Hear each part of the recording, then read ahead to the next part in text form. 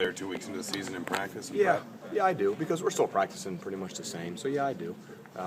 In the field, Sudfelds has had a little bit of success, but yeah, for us, we're still business as normal. What has changed maybe from those guys just because they've played a couple games now? I mean, do you notice any difference in the way they go about kind of their business? Not really. No, not at all. How do you go about evaluating, though, when there is fairly significant differences in production?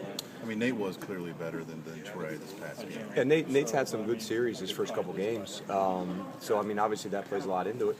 But there's still a lot of things that Trey Roberson can do to help his team win that we're still going to utilize his strengths.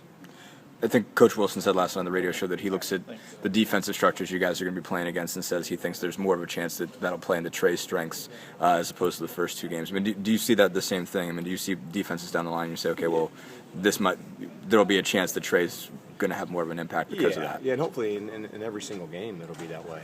So again, for us, nothing's changed. Like I said, I know Nate has better numbers. We got in a situation Saturday where we needed to throw the ball pretty consistently for us to come back and have a chance to win that game, and we felt like Nate gave us the best chance to do that.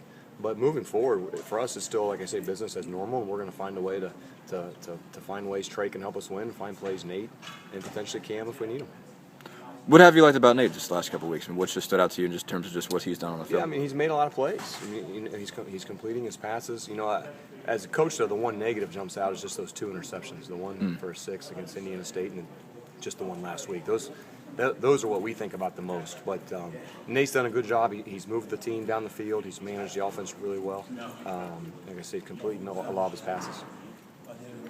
What do you think you guys need to do better maybe moving forward, especially against Bowling Green, a team that has shown the capability to move the ball and put up points? Yeah, we need to score more points. And so for us, I'm going to go back to that word, consistent.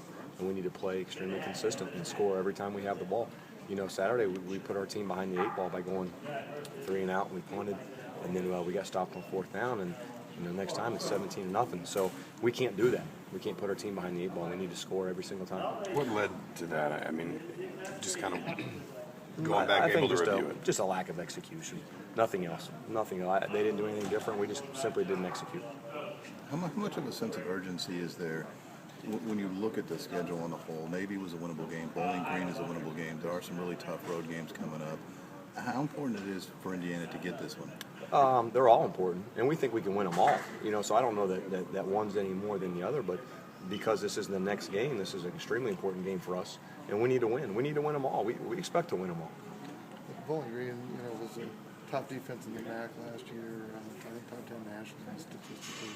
Got all the starters back, except one fairly major guy, but they got 21 starters back as a team. What do you see from them on tape? What makes them sound and solid defensively? One, they're extremely well coached. They're extremely disciplined. Their eyes are always in the right spot, and so that's number one. Number two, they play aggressive. They play downhill. They're physical. When you look at them on film, you can tell that they've been in the weight room. You can tell that they're a very physically developed team.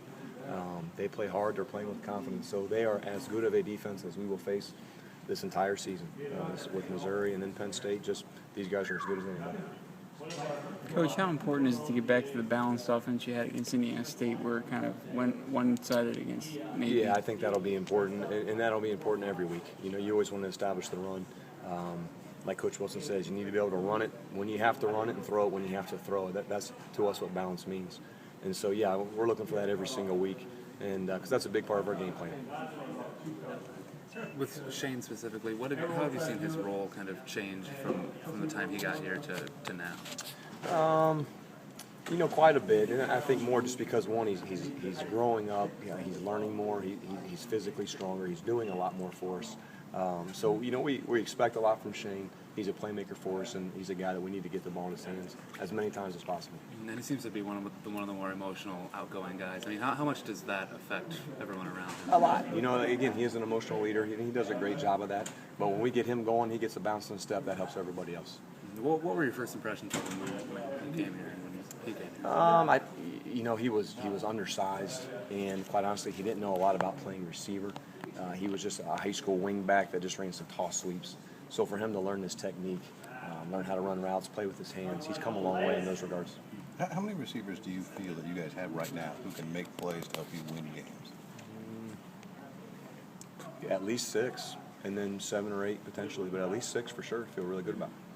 Guys who you think you like seeing in the Yeah, guys that played the last 2 years for us. So yeah, I for sure feel that way. At least 6. Is that an area that you guys want to maximize? To play as many guys as possible. Right. Yeah, and that's always been my philosophy with the tempo that we play at. You try to get as many guys out there as you can just to keep guys fresh. So yeah, that's always going to be our philosophy. What I guess just with Ted, he's gotten off to a fast start here. I mean, how big of a role can he have in this offense? Maybe that's kind of a dumb question because he's already got 4 touchdowns. But Yeah, well, our offense is tight end based, and so we always need somebody out there like Ted. And really, it's a fine line because you need a guy who's fast enough and finesse enough that can go run routes and catch balls and stretch the field vertically, but then also be physical enough and strong enough to block at the point of attack for our run game. And he really does a great job of giving us balance with both those areas. One more for KJ, guys. Good? Awesome. Right. Thanks, man. Thanks, Coach. Appreciate it. Appreciate it.